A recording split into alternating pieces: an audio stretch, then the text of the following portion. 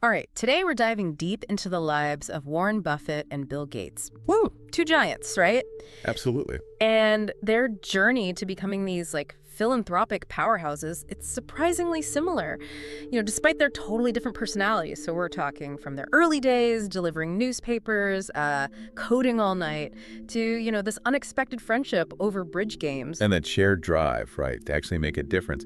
It's fascinating how their own paths, their own challenges, led them to not just being incredibly successful, but to becoming philanthropists who've had, let's be honest, a huge impact. Yeah, no, absolutely. And it's interesting because you think Warren Buffett, you think Oracle of Omaha, you think, this incredible investor, but his story doesn't start on Wall Street, right? No, not at all. It starts in America's heartland. Yeah. And you can't underestimate the impact his mother's, well, let's say unpredictable nature had on young Warren.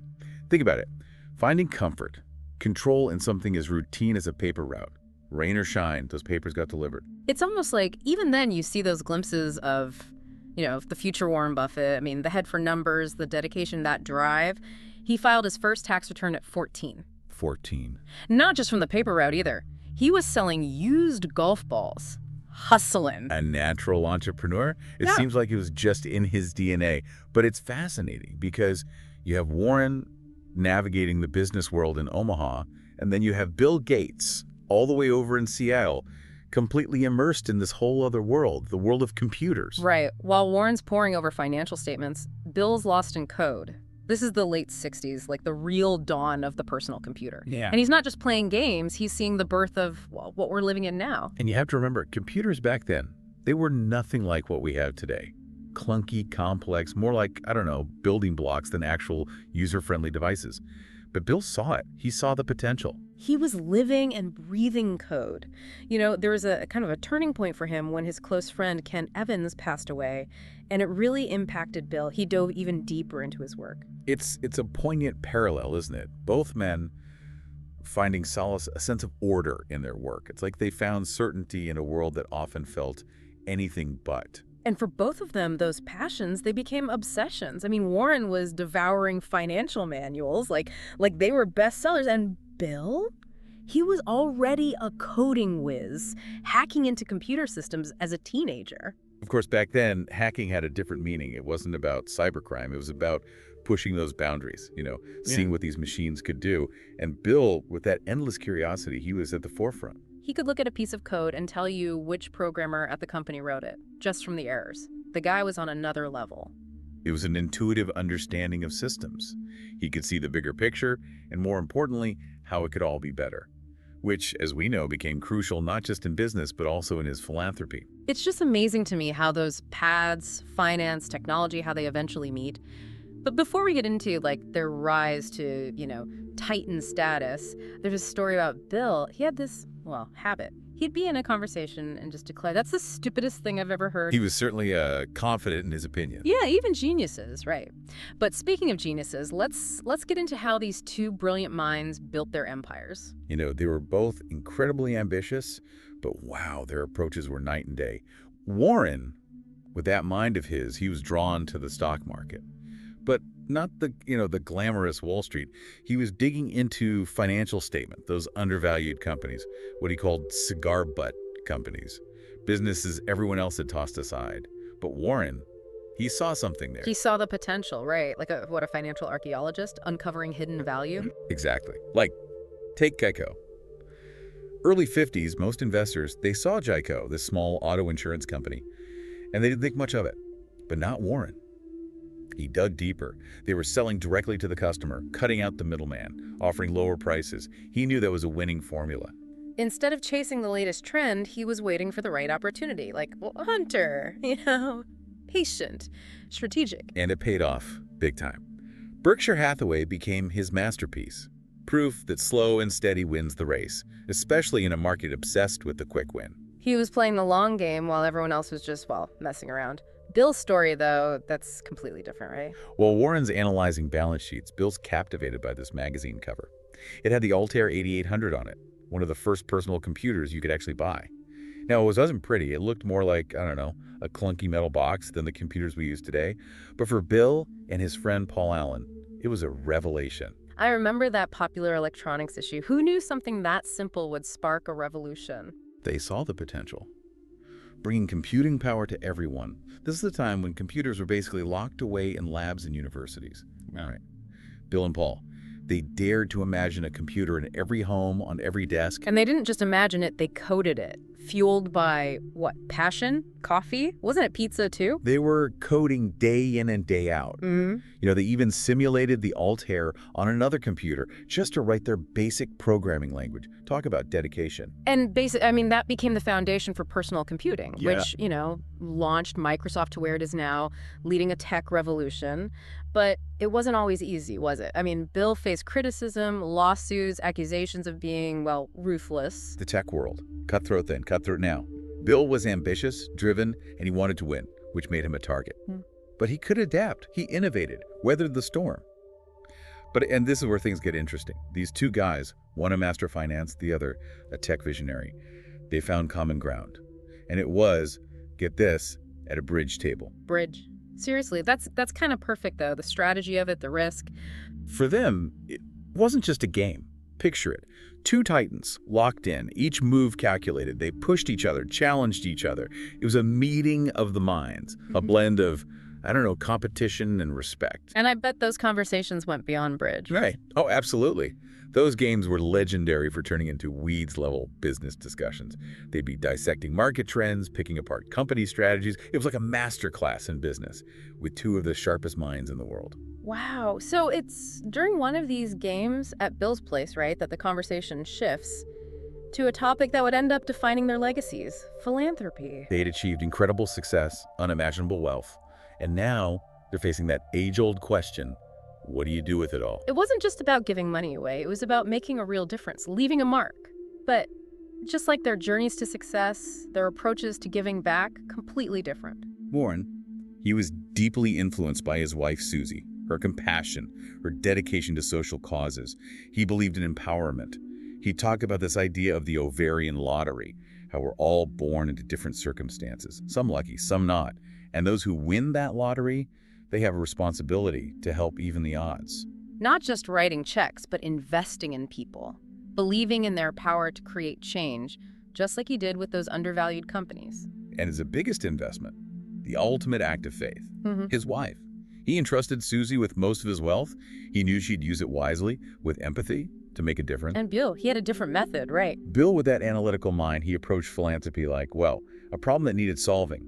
Poverty, disease, lack of education. These weren't just issues, they were puzzles to be figured out. He was bringing that tech mindset to the world of giving. And Melinda, his wife, she was instrumental in shaping that vision. Her experiences in developing countries, they opened his eyes. Together, they founded the Bill and Melinda Gates Foundation, which has become a major force in global health, education development. So they had different methods, different approaches. Warren with that trust in people, Bill with his faith in data and innovation, but the goal, the same, to make a lasting impact, to use their wealth to create a better world. It's amazing how both of them found these unique paths in philanthropy. Right. But let's get specific. What were some of the big things Warren and Bill actually did? We're talking global impact, tackling diseases, even trying to change education as we know it. So one of the most impactful parts of the Bill and Melinda Gates Foundation's work has been global health. Okay. They've poured billions into getting vaccines out there, which has massively reduced, like polio and measles, these preventable diseases. Wow. And their push to wipe out diseases like malaria, that's made a real difference. We're talking millions of lives saved. Brilliant. How do you even begin to have that kind of impact? And what were some of the challenges? Because I'm sure there were some. Well, they used their resources, obviously, but also they teamed up with governments, NGOs, local communities, to get those vaccines everywhere, even the most remote places. I can only imagine the logistics of that. It was a massive undertaking. And it wasn't always smooth sailing. Yeah, exactly. They ran into logistical nightmares, cultural barriers, even just skepticism about vaccines in some areas. It's a reminder, right? It's not just about having the medical solution, but figuring out how to actually implement it on a global scale. 100%. Then there's their push into education reform, which, while well-intentioned, it definitely stirred up some controversy. Definitely. They were big believers in smaller schools, right? More focused attention, better results for students. So they put a lot of resources into charter schools. Yeah, and that's where the criticism comes in. Some people argued that by focusing so much on standardized testing, it really narrowed down what was being taught, put too much pressure on everyone, teachers and students. Right. And then there's the question of, can you actually take a charter school model and make it work everywhere? Because communities have different needs, different resources. It shows you how complex these things are. Absolutely, there's no easy answer. It makes you think, even with the best intentions, there can be consequences you don't anticipate. Yeah, you have to constantly be learning, adapting your approach. And then there's their work with agriculture, which also faced some pushback. Right. Especially their support for genetically modified crops. Their aim was to boost food production, help those struggling with food security, which makes sense, especially in developing countries. Yes, but critics were worried about the environmental impact of GMOs and the influence of these big agricultural companies. Again, a reminder that even when you're trying to do good, there are always these ethical tightropes to walk. But let's switch gears to Warren Buffett. His giving pledge, that was a whole different strategy. Oh, completely. Warren, always the strategist, saw a chance to use his influence to inspire others. Right. The giving pledge was basically him saying to his fellow billionaires, hey, pledge at least half your wealth to charity, either while you're alive or in your will. That's a big ask. It was a bold move. Yeah. It was him saying, you have this wealth, now use it to make a difference. And it worked. Right. It did. Hundreds of billionaires signed on, pledged billions to all kinds of causes, from climate change to medical research. That's amazing. But I have to imagine, even with the best of intentions, that much money flooding into philanthropy, there had to be some concerns, right? There were.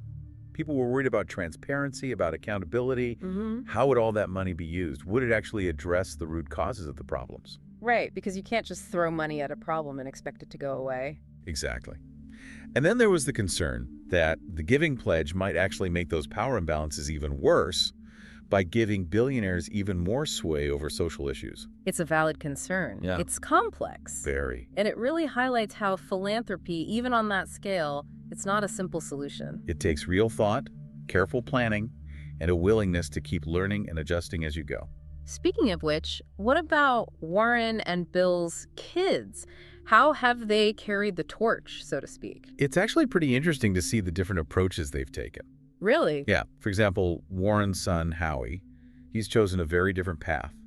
He's all about working directly on the ground, tackling things like food security, conflict resolution, and he's doing this in some of the most difficult, volatile parts of the world. Wow, that's pretty different from, the world of finance that his dad's known for. It is, which I think speaks to the many ways you can make a difference.